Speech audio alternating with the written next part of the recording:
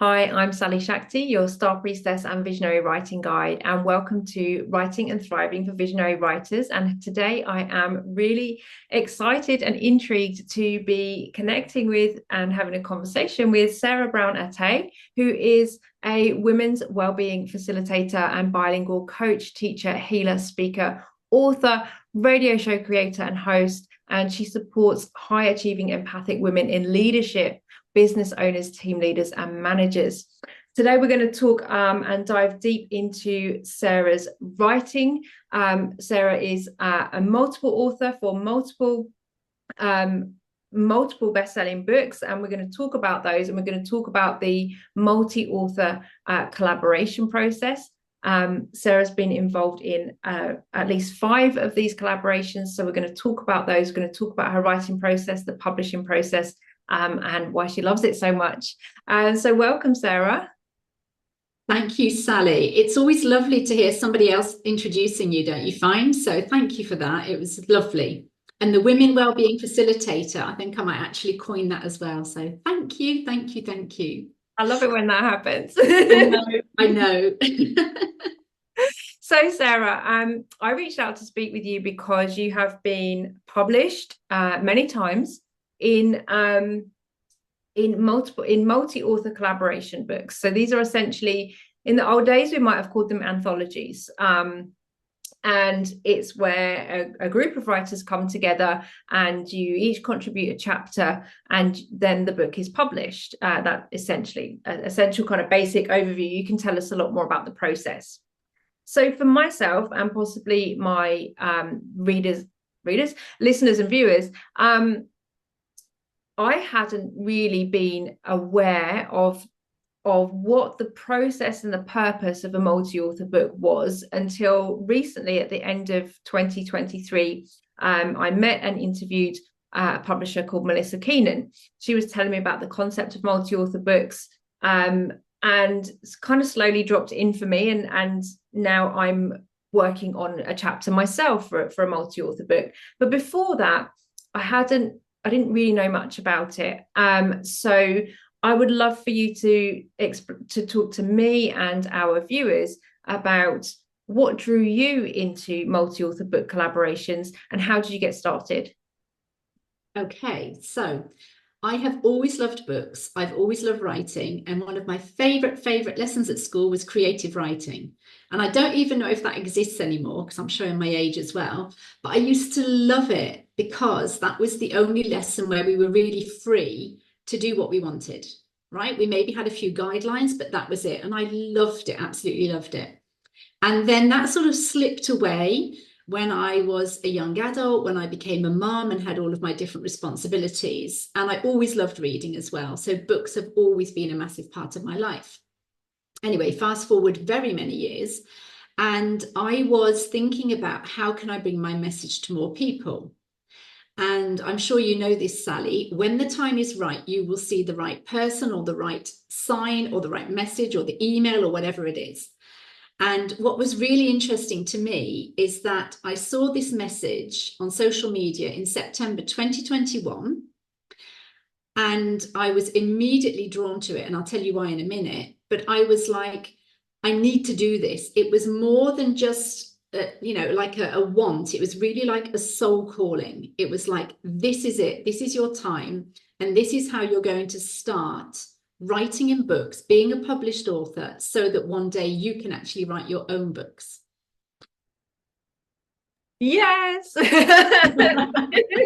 that's really exciting. I like the journey of this, and I'd love to hear more about, what was that call and what called you to the first book that you contributed to? So I journal every morning, or practically every morning. I'm going to be perfectly honest. It's not like every single morning, but most of the time I journal. And sometimes I can write like 5 pages. Some of it's inspired with oracle cards and some of it's pure channeling or just messages I receive and just like run with it.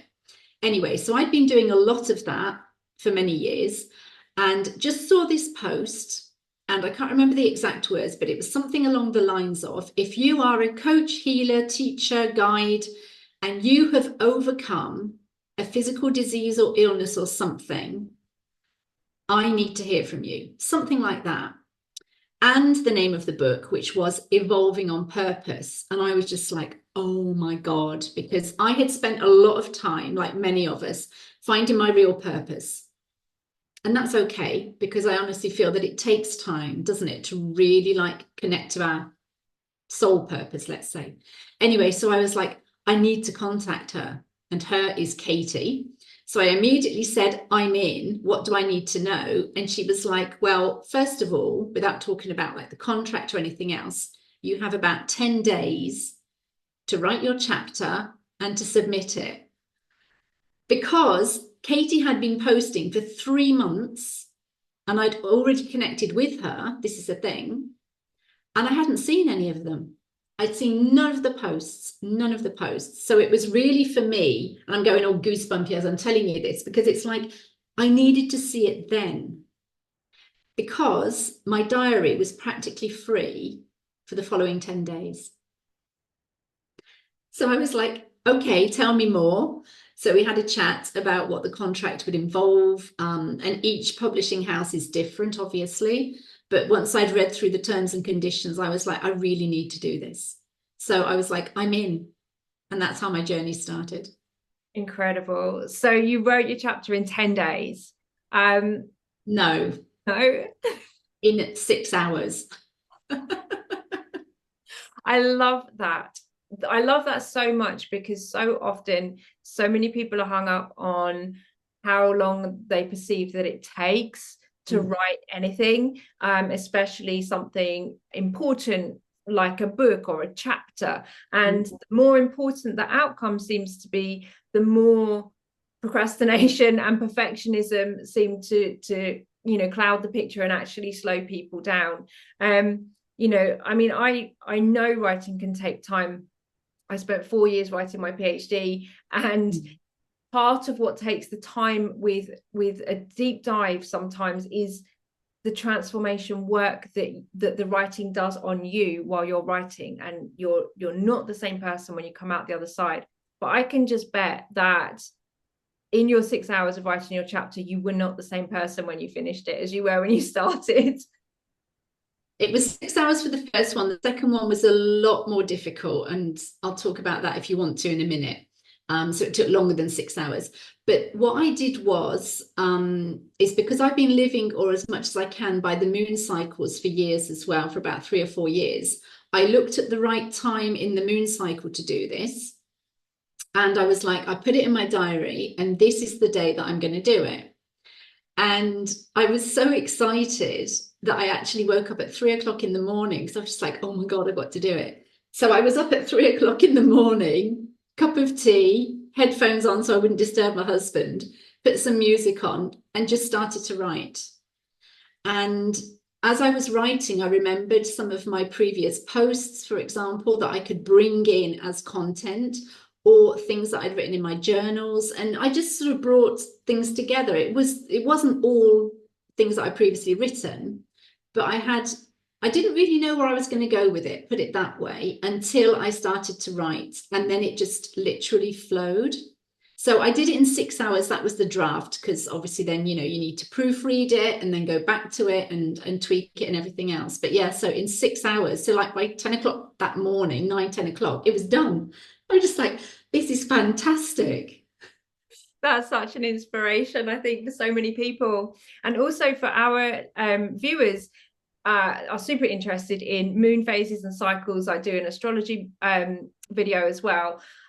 So what for you is the perfect time of the moon phase to get your book written, or to get your chapter written so effectively and productively? I think it depends on individual people, even though we do have the moon phases to help us. If I remember rightly, it was around full moon, simply because that's when the energy is really potent for me. Now, it might not be the same for other people. I do know other people who really don't like full moon, and it's more new moon. So my advice would be, get curious about when you feel the most potent energy in the moon phases. You don't always have to go by the book. And I'm often not going by the book, just because it's like, I need to experience this for myself. But that's what it was. I looked it all up and it was like, yeah, plus I've sort of dabbled in numerology as well. So it was like a very auspicious day for me because my number is 3. So I can't remember the date, but it was probably a multiple of 3, seeing as it was September, right? So it all lined up. That's fantastic. And for women as well, we also can tune into our own cycle, our own menstrual cycle, and we might notice that there are phases in our cycle when we feel more productive or action oriented or creative as well, which may or may not align with the moon. Sometimes there's a synchronicity and sometimes there isn't, but we might be more familiar with our own cycles as well. Yeah. Amazing. So you've written your chapter, you have it edited, you spend some time redrafting it, and then the book, you're part of a collaboration, which I think is really something for us to talk about a little bit here. Most people, again, when we think about writing a book, we think about it being a very isolating process.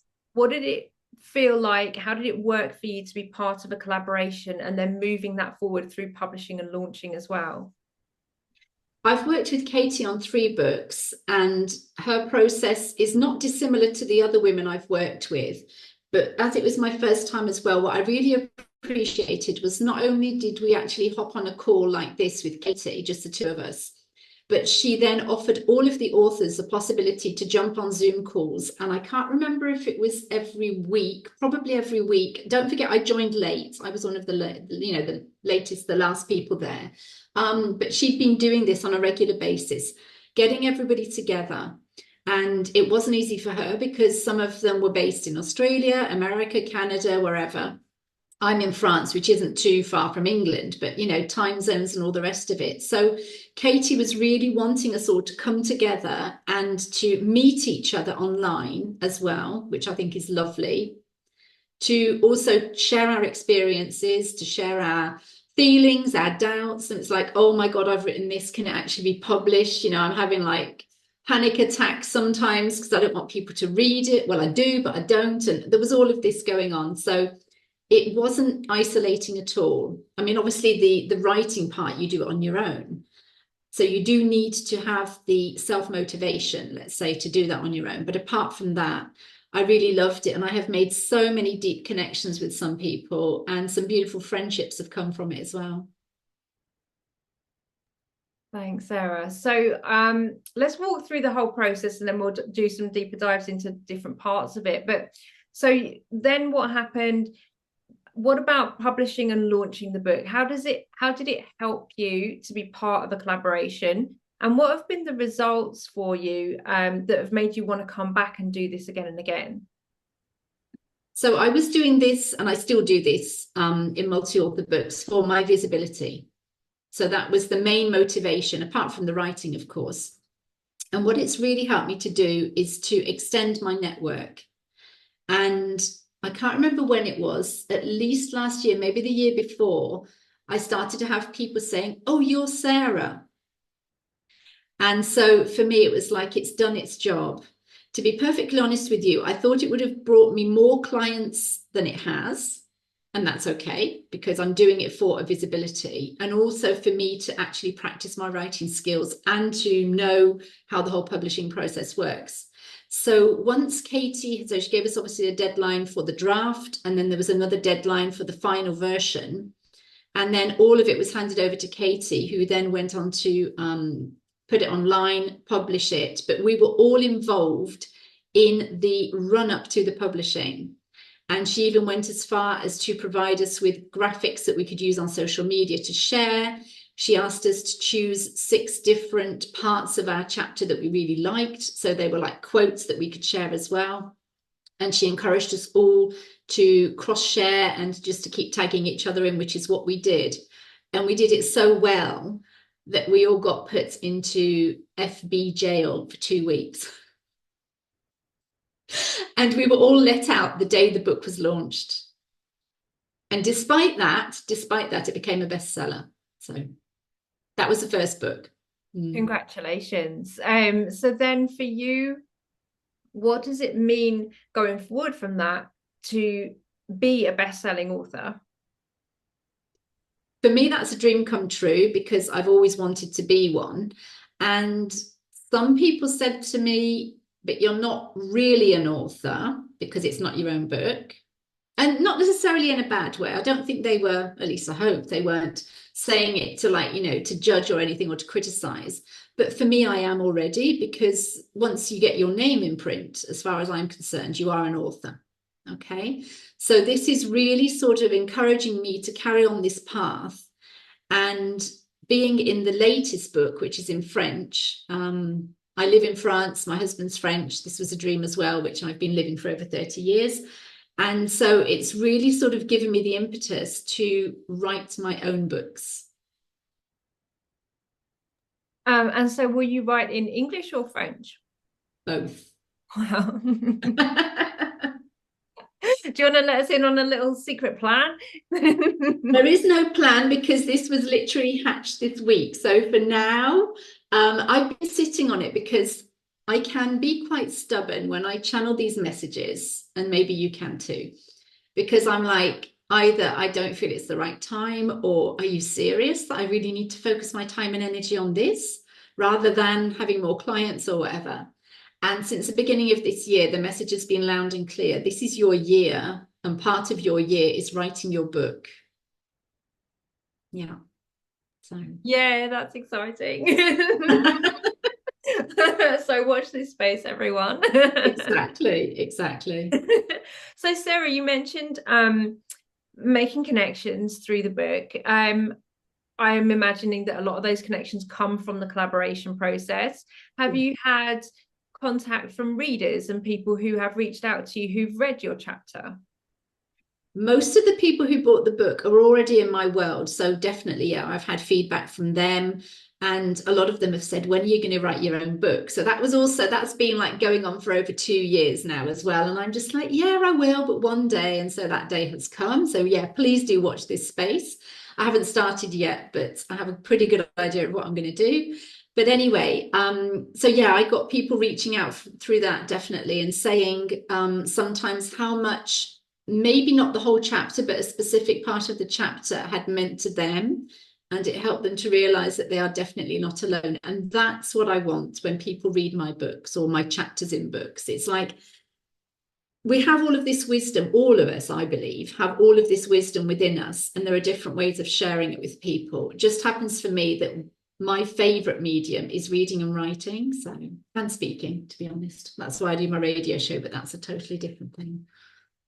So I mean, yeah, it'd be great to talk about the power of storytelling. Let's go there and just talk about. So you mentioned doing this for visibility, and there's a two-way relationship that's created there, isn't there? Because you reach more people, you become more visible. That creates more openings for you in terms of the people that you're able to support through your business. But they get something back from that exchange too. The women and the people who read your story, your chapter, they are receiving some form of whatever medicine it is they need to receive in that moment that helps them to feel that connection with you and then to reach out. Do you want to say something more about that? Yeah, and I love that you've said that, because I mentioned the power of words and medicine and being a medicine woman in the second book, which was really difficult for me to write, because at the time I was struggling with really embodying who I am, because I wanted to, but there was like the inner voice saying you can't. And a lot of the reasons are in my chapter in that book, which was called Entangled No More. And it's all about releasing yourself from a toxic relationship or many toxic relationships. And it took me a long, long time to write that. I knew as soon as I'd written the first book that I wanted to be in the second book. But I said to Katie, it's going to take me time. And she said, well, you're the first or second to sign up this time, so you have more time. But it really did. And I was probably one of the last to finish, because I went to write a bit and then I was like, oh, this is getting too close to myself and my heart and my pain and my trauma. So I'd have to step back and then sort of, do a lot of self-healing with that. And I can do that to a certain extent simply because of the modalities I use. reached out to people from time to time to get help too. I did a past life regression, for example, during that writing process, which helped me immensely, because it also helped me to really like embody what I'm here to do in this lifetime, for sure.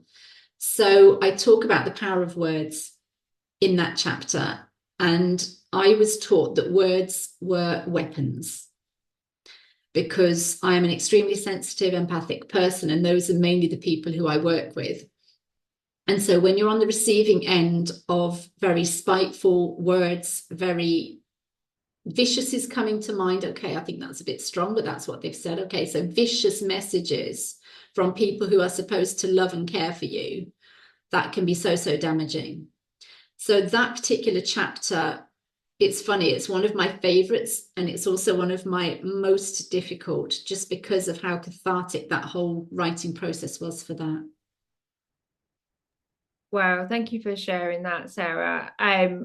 Yeah, I call it the author alchemy. It's the deep dive into the underworld that we all go on when we are writing a project, especially a project like that is doing a lot of work on us as we work on it. And I think that maybe it doesn't always have to be like that. I think it is a lot of the time when we're working in these fields and we're supporting people in the ways that we are, and we're opening up new possibilities for transformation and healing through the work that we're doing, and that always has to start with the self. So the deeper the medicine that we are here to share through that particular piece of work with our readers, the deeper dive it sends us on, because that's how, I mean, for me, you said words are weapons.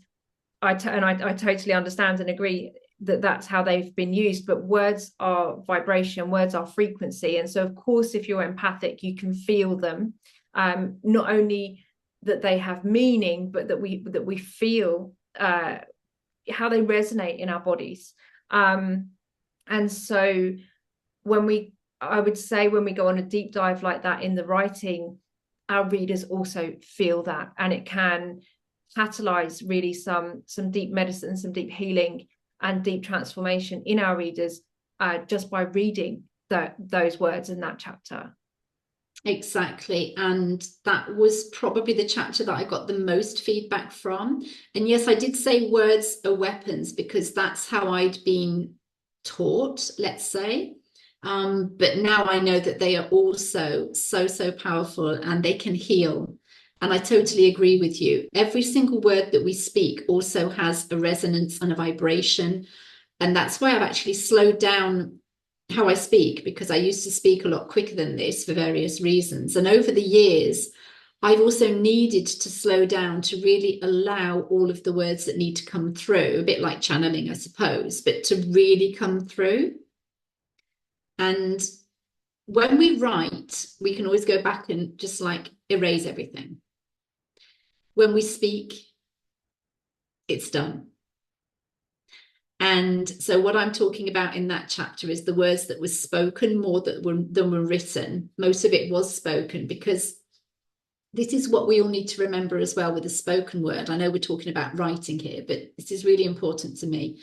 The spoken word will always, always leave an impression on somebody, maybe even more than the written word, even though we can go back to the written word.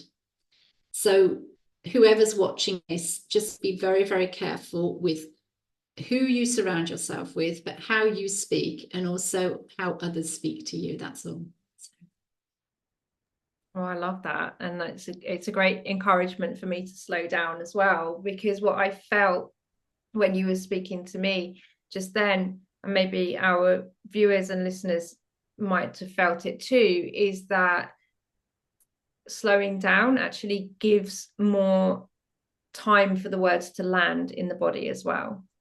So I think they can have much more impact, much deeper impact, when we slow them down and give them that opportunity to land, so that people can feel what we're saying. I mean, I don't know if there's research about this. I'm just thinking about it now, but there's obviously a lot of research about 80% of our meaning being communicated through body language.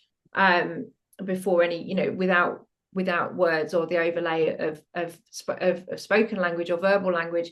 But I also have a very strong feeling that a large percentage of what we communicate is through energy, vibration, frequency, and yeah, I'm not quite sure where I want to go with this, but that it's just, I mean, that's how I've always experienced language, spoken language. But even for me, each book has its own frequency. And I'm also very particular about what books I surround myself with, what books I keep on the shelf. Even, I guess, when we're all very familiar, I'm imagining we're all very familiar with kind of mantras and affirmations, and having those words around us visibly so that we can actually absorb them.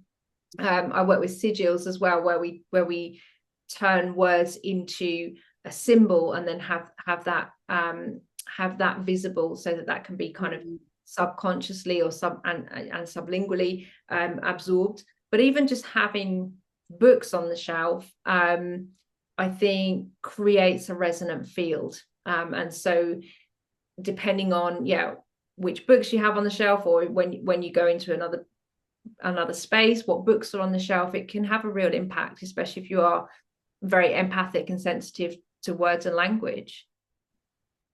Definitely. And one of the things that I've really lent into probably for at least a decade now, and you might be the same, Sally, it's when I go into a bookshop, I'm always drawn to a particular book. Sometimes I buy it, sometimes I don't. Sometimes I just need to look at it or pick it up and touch it and read maybe the cover or whatever. And sometimes what I would do as well is just pick it up and open it and read that page, and there's always a message for me. So I just wanted to bring that in, because there is this energy created for sure. And it could be with the colors, it could be with the words used, it could be just with the visuals as well. I mean, books are, for me, they are sacred.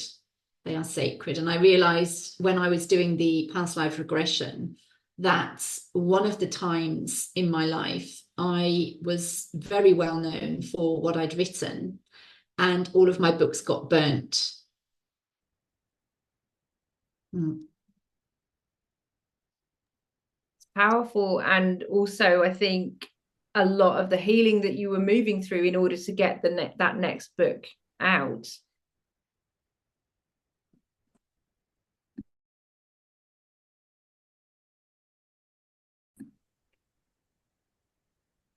So Sarah, one of the things that I want to ask you following on from that is you're bilingual. And so I'm curious, because as I was mentioning about books having their frequency, I know what books feel like in English. I can't necessarily test my hypothesis. I could perhaps, but if I walked into a room that was filled with books that weren't written in English, I probably would still feel their frequency. But I'm curious to know how it feels for you, who is bilingual. How does that work for you in a kind of bilingual or multilingual way? I love that question, especially because I studied French and linguistics at university. So I've always been fascinated with the roots of words, the origins, where they come from, and all of that. Before I answer it, one thing that I noticed, and I only noticed recently, which is very strange, is that when you put the books lined up on the shelves, so in the normal way, you can read the English title normally, and the French title is upside down. So I've now turned my French books upside down so that I can read all of the titles. Does that make sense? So that's the first thing. And I was like, what's going on? That is really weird. That is really weird for me. Anyway, so there is a difference for me when I write in English and French, which is why there are phases in my business where I'm more in French and more in English, because I tried to do both not simultaneously, but one after the other. And after a while, it really didn't work, because I felt that there wasn't enough power in either of the messages. It was getting diluted, because the French often have a very, very different, sometimes complicated way of saying things. And so if it comes to me in French, it's great, and I'll write it down and I'll get somebody just to proofread it. I mean, if it's just a post, no, but if it's something important like a chapter, yes. But then I'll go with it. But apart from that, it's really for me a case of getting into the headspace as well when I do it in French, even though I've been living in France for all these years. And yes, I am bilingual. And part of my previous work, let's say, was as a proofreader in both French and English, translator and proofreader too. So I'm okay with that, but it's just that it's the choice of words for me is really important. And sometimes I can't choose the right word in French to convey what I want to say. So I need to go like, what am I trying to say? I need to like maybe write a whole sentence where I'd have one or two words in English, because I can't just translate them. It's not just a case of, yeah, put it into a dictionary and get the translation. It doesn't work. It doesn't work like that at all. And one thing that I find really interesting, though, on the other hand, is our word power. There are two words in French for power. There's pouvoir and puissance. And I love that, because when I talk about power in English, a lot of women have said to me, oh, I don't like that. That's really full on. It's too masculine. And that would be the French pouvoir, which also means to be able to. So it's really like the action. And puissance is linked to energy. When you talk about electrical power, you're talking about la puissance and not pouvoir. So, and that's what I love, because for me, when I talk about power, it's about our energy and not about, you know, doing the action and having maybe a hold or control over somebody. So thank you for that. I mean, there is so much. I think there's a lot being done now, especially around trauma recovery and trauma awareness work around how we, in relationship, you know, the power over is problematic, and power from within is something actually that we need to cultivate more of. And I think they, in many ways, cancel each other out. But that, you know, that's a whole different topic. I really like how you have this embodied experience of working with different languages, and how would you say they feel different in your body? yes, which is also why I'm really conscious now of how I use my time and energy, because I wanted to do both all the time and it was really draining. And at one point it felt like I had not a split personality. I wouldn't go as far, and I wouldn't be, you know, I don't want to mean to be flippant when I'm saying that, but I was just like, no, I need to focus, like I said before, about where my energy is taking me right now. So yeah, definitely. It's so fascinating. And you know, we could have a whole other conversation about the roots of language and the structure and syntax of language, and how that resonates. You know, different cultures have different syntax, and that creates completely different possibilities of thought and modes of behavior. And I'm so fascinated by that too. But let's stay with the publishing process. So then your list of books that you've given me, and I'll put them up on our info so that people can see them and get to them. But I think it looks like you've been involved with 5 multi-author collaborations, and now you're also starting to talk about publishing your own book under your own name, which is fantastic. Do you have anything more that you want to share with our viewers around the publishing process, or what happens post-publishing, and how you have how that has helped you to reach more people, become more visible, and help more people on your path? A lot of people say this, but it is true. In a way, it's just the beginning, because what I did, for example, for each of the books is that I bought a certain number of books so that I could, I was going to say dedicate. Now that's interesting, because that's a French word. Dédicacer is to, what's the word? Sign a book. That's it. Book signing is to dedicate it. Isn't that beautiful? You dedicate your book in French. Anyway, so no, I do dedicate my books, but yes, so I always bought some of each of the books so that I could then sell them on with the dedication. There you go. It has to be a dedication. I've signed it. There's a private message for you. And that in itself, I feel, is a beautiful gesture, because then you're actually making it even more personal for the people who would like to buy it like that. But as I said, it's the beginning of the journey, because then the book becomes also a tool that you can either reference, and I've used my chapters now to help me with my content and to help me, like, just even sometimes with my coaching and the mentoring and the healing that I do. So thinking about the process, it's not just the book, and it's not just being published, and it's not just if you can have a best-selling book, it's everything else that's around it. And it does become a wonderful tool. And it's beautiful to see the books that are out there and to know that I am in some of those books. It's, for me, it's like contributing to make the world a better place. And that is the title, more or less, of the latest book, which is in French, and that translates to Inspiring a Better World. So. And how far are you in that process of writing this next chapter in French? It's finished. The book came out a couple of weeks ago, and we are celebrating it tomorrow because it's International Women's Day on the 8th of March.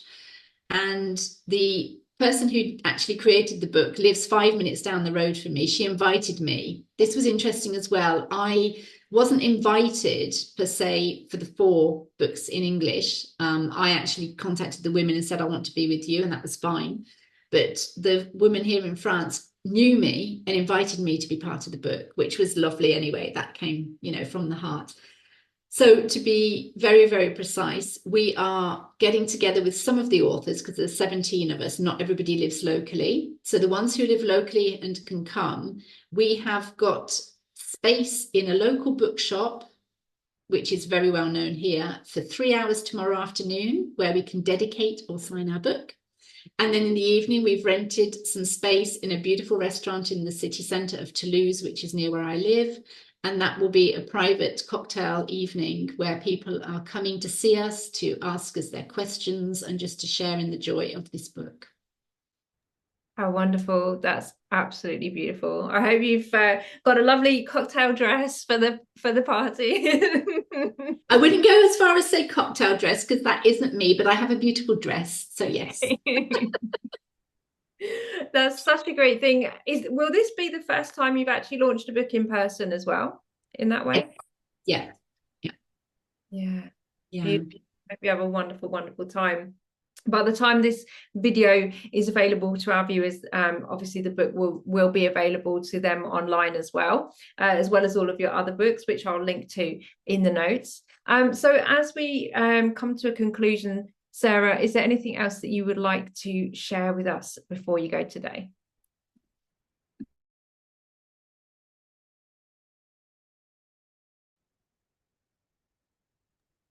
Were you able to pause it again? Thank you so much, Sarah. Just before we complete our time today, are there any more insights, nuggets, reflections, or inspirations that you want to share with our viewers about your process writing and publishing your books? I'd just say you can do it, because you mentioned procrastination at the very, very beginning, Sally, and that is really the thing that can hold people back. So if you feel that you want to try this, that you want to be one of the authors in a multi-author book, the only thing I would say is feel into it. Feel into the person who is offering you that opportunity. And if it's a full body yes, then just do it, because you can do it, honestly. That's so wonderful and empowering. Thank you so much for sharing your story with us here today, Sarah. Amazing. Good luck and congratulations for the next book launch, and I'm excited to see what you create next with your own book. Thank you, Sally. It's been wonderful. Thanks. Bye-bye. Bye.